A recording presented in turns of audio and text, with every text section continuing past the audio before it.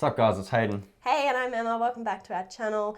Thanks for tuning in again, and thank you for following our videos. If you've been following along with our reviews of The Mandalorian, which, if you have been watching, you'll know we are absolutely loving. We're nearly at the end, though. We've just watched episode 6. Yes. Another fantastic episode. As you know, we will be spoiling these episodes, so head on off this channel and go and watch The Mandalorian if you haven't been. It's fantastic. Yeah, so this episode was called The Prisoner, and it continues the adventures of Mando and, of course, little baby Yoda. This time they go to this space station, and we're acquainted with a crew that Mando used to run with. So we've got Mark Boone Jr.'s Ran, Bill Burr's Mayfeld, Natalie Tanner's Xi'an, Richard Ayoade's Zero, and Clancy Brown's Berg. Yep. Really good lineup. Good ensemble cast. With the cast in this one. Kind of names to remember. It is a lot. We hope we got those pronunciations right. It was really good to see Natalia, with, of course, Noah from Game of Thrones and Harry Potter. And Richard Ayoade. From the IT crowd. Ayoade? Ayoade? I don't know how to say his name, but Richard from the IT crowd, and we absolutely love that show, so that was really cool to see. And I'm a big fan of Clancy Brown from Starship Troopers. Yep. So, yeah, just recognise all these and other faces. Mark Boone Jr. from Sons of Anarchy, of course. Bobby! That was so cool. Yeah. So, Mando's looking for work, and this crew has a plan on getting on board a New Republic prison transport and breaking someone out. So, Mando's a little bit cautious. He doesn't want all this heat that's going to come from storming a prison transport. But they kind of talk him into it, and they say, look, man, it's run by robots. So that kind of sweetens the deal for him a little bit. So he agrees. They use his ship, and they take off. And look, tensions are already starting to rise a little bit. You can tell Mando doesn't really trust him, and they don't really trust Mando. Yeah. So Berg tries to kind of take off his helmet at one point, and they get into a bit of a scuffle, and they bump the hatch that little baby Yoda's in. And we're like uneasy at this point because Mayfeld comes over and picks him up, and we're like, careful, mate. He is precious cargo. Precious cargo. And of course he pretends to drop him, and Mando jumps a little bit. So you can tell he cares for him. It's like, stuff. Do not play that game. Yeah. But then they go into that maneuver where they're getting in close to that prison transport, and Baby Yoda goes flying. Oh my God. And we're just like, kind of lose our breath for a second there. And he yelps as he hits the ground, poor little thing. Oh my God. Just the way he hit that, he hit that floor hard. Yeah, he can take a hit, Baby Yoda. He's fine. He's fine, thankfully. Fine. So they get on board the prison transport, and yeah, things get bad pretty quickly. So they're already confronted by some robots. Mando's able to kind of circle behind them and take them out pretty easily. Yeah. And look, I've got to say, I always enjoy the action sequences with Mando because they never get boring, just with his array of skills and weaponry as well. So he's got his grappling hook, he's got his flamethrower, he's got his blaster, he's got his whistling birds. So he's always, mixing those up from fight to fight, which always keeps things interesting. He's very well equipped, and he's very skilled with how he uses his tools too. Yeah, so it never gets boring. No. And it's always good to see him kick ass. He's totally badass. Yeah. So they continue through. Things get worse again when they discover that there is a actual human on board. Yeah. And so Mando's uneasy, and he's trying to talk him down, but Xi'an knifes him. Because, that's just another little insight to Mando as a character, is he really does try and avoid killing, I think. Yes. If it and can whether that's how he's always been, or whether Baby Yoda's just humanized him a little bit, you don't know. Yeah, but he's definitely, as we know, he's got this moral code. He's a softie now. Under all that metal. Big old metal teddy bear. Yeah. So she knifes him, and then he drops to the ground, and then we discover that he's actually sent out a distress beacon to the New Republic. Yeah. So there's like a ticking timer now put on this situation. They've got about 15 minutes, which is good. It adds a bit of tension, raises the stakes a little bit more, adds a little bit more tension, which is good. So they keep on going. They find their prisoner, and we find out that it's Quinn, Xi'an's brother. Yeah. And him and Mando got a bit of history as well. So I think the reason he's in prison is because of Mando. Yeah. So yeah, once again, the tension is just rising and rising and rising, and we can feel something coming, and yeah, Mando gets betrayed and thrown in the cell. Yeah, the whole group betrays him. And the first thing I thought of when that happened was, oh no, they're going to get away with Baby Yoda. Could you imagine? I want to talk about that a little bit later because I do want to touch on that a little bit more. But yeah, my first thought was, oh my god, they're going to get away with little Baby Yoda.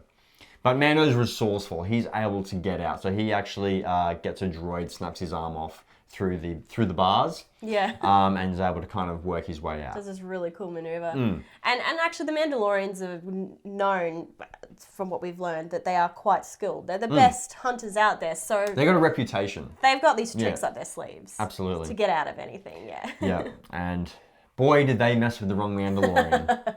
So he turns off all the lights, and as soon as he does that, it's almost like the genre changes from like a prison break episode to like a horror film. Yeah. Because Mando's just like stalking each of these characters down. So he fights Berg first, which is the tougher of the competition. You know, he's the muscle, so he... Got a very devil look to him, doesn't he? He does, yeah. And I think that's a callback to, again, like A New Hope. Like, I think there's like a devil alien creature in the cantina, possibly. And so he fights Berg. It literally takes like a couple of like blaster doors to stop him. Just squishes him. Yeah, and then he just keeps going. He keeps like taking all them out one by one.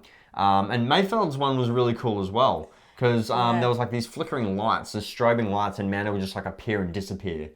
So we're really getting a sense for just how just precise and skilled he is. Like he can literally just use the shadows to his advantage. There, he's here, and then that was a really cool shot. I loved how they did that. It was very horror film like, wasn't it? Exactly. Just, and I got kind of alien vibes with that strobing as well. That was so cool. I really enjoyed that one. Yeah, so he takes out Xi'an as well, gets in a bit of a knife fight with her.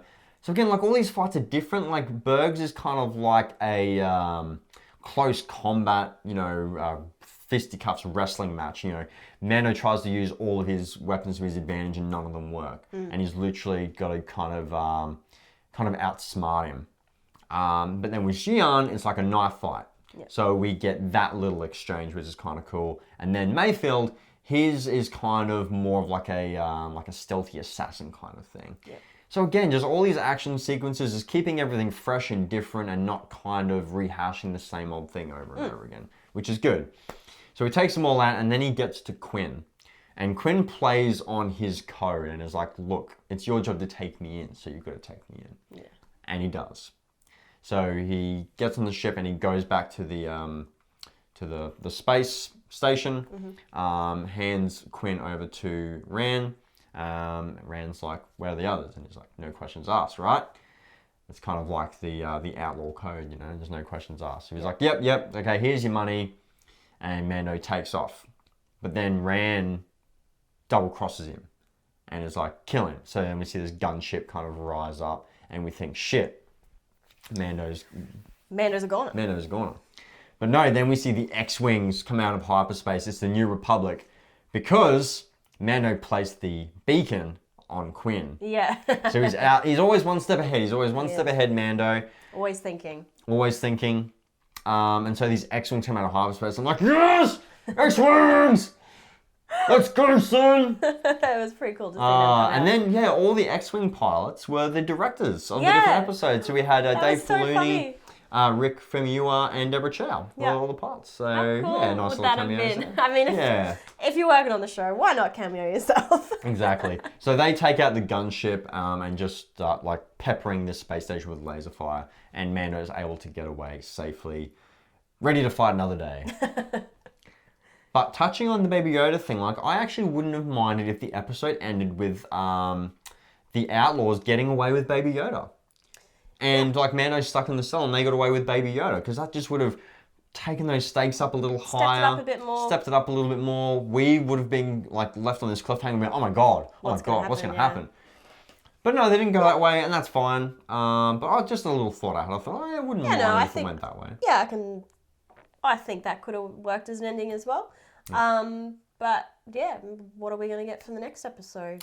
I do think they're going to touch on the overall story a little bit more. I think they'd have to. We're running out of season. 2 episodes left. I think they have to. Yeah. But look, no, I don't mind this episodic structure at all. It reminds me of those old school shows I used to watch, like Hercules, Xena, Stargate SG-1, and more recently Supernatural. Yeah. I think a lot of people are used to like your Game of Thrones and that, where everything, like the storyline runs all the way through. All the way through. And everyone's just not used to this. Yeah. You know, everyone wants the answers now. Yeah. You know, if it's set up in the episode before, we want to answer the next one.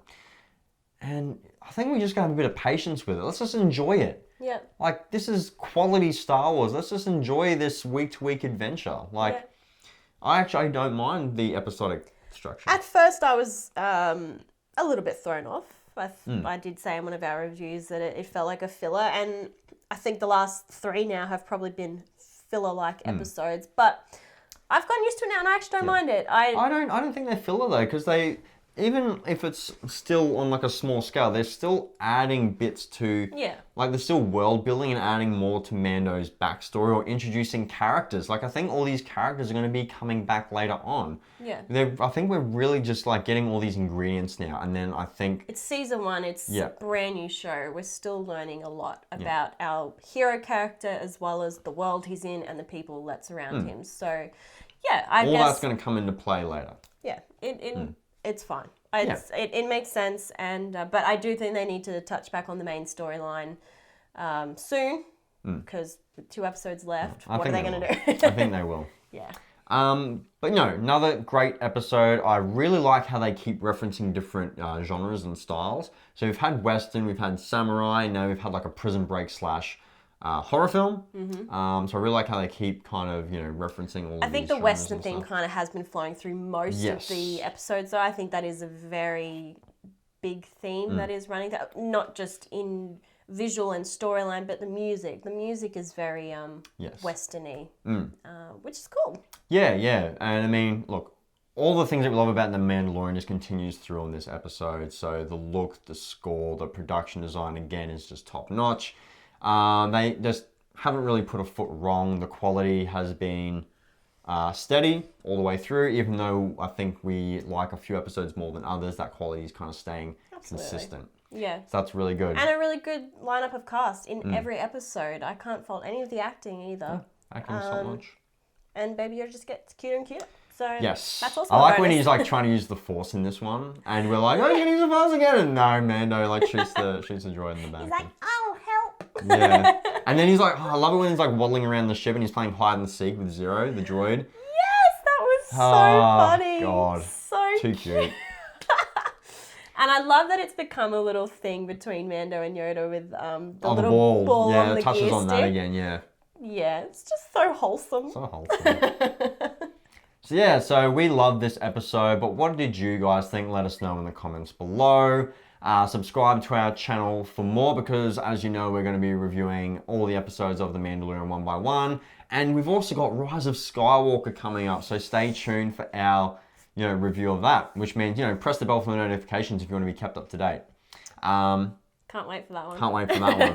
We're going to the midnight screening, so yes. Excuse us if we look really tired and delirious in that review. Yeah.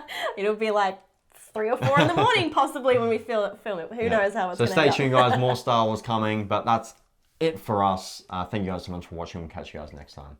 Thanks. Bye. Bye.